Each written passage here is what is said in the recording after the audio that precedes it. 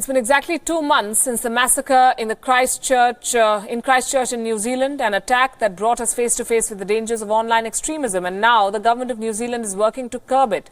Prime Minister Jacinda Ardern and her team are working on a pledge aimed at world leaders and tech companies to eliminate extremist content online. And joining her is French President Emmanuel Macron. They're hosting a meeting today at the Elysee Palace in Paris to discuss what has been dubbed as the Christchurch Call.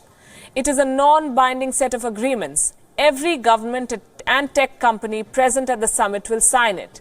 That makes 17 countries, including India. Germany and Australia will sign it without attending the summit. The draft seeks to ban objectionable material online. Sources say 8 technology companies have answered the Christchurch call, including Amazon, Google, Twitter, Microsoft and others.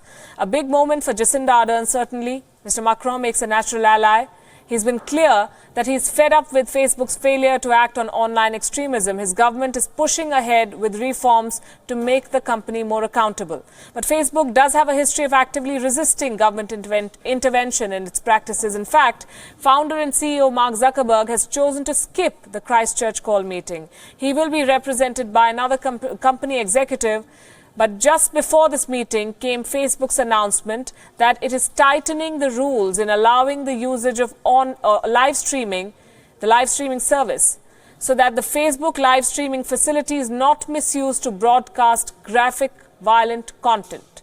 Just like what happened in the Christchurch terror attack in New Zealand, Facebook is deploying what is being called a one-strike policy. Even if a user has broken a certain rule only once, then he or she will be barred from live streaming. For instance, sharing a link of a terror group statement with no context would invite a ban.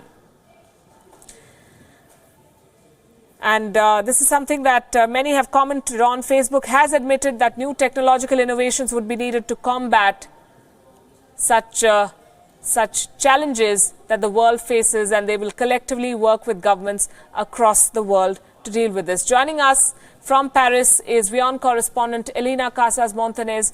Elena, good evening. This Christchurch call has been answered by quite a number of countries and tech companies.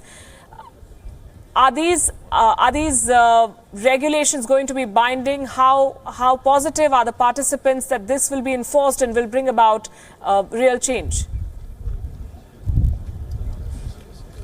So companies including Facebook, Twitter and YouTube owner Google are signing up to this pledge, but it's important to bear in mind that it's a voluntary code of conduct. So they're essentially asking social media companies to regulate themselves, and in many cases just to abide by protocols that already exist, that they already have in place to take down terrorist content and terrorist propaganda online, but which aren't necessarily being followed. So what they're trying to do, the tech firms, is to show willing to comply with this code, show willing to keep taking terrorist content down and to do better than they have been doing in the past at following their own rules, in order to try and avoid governments taking another tack and choosing legislation.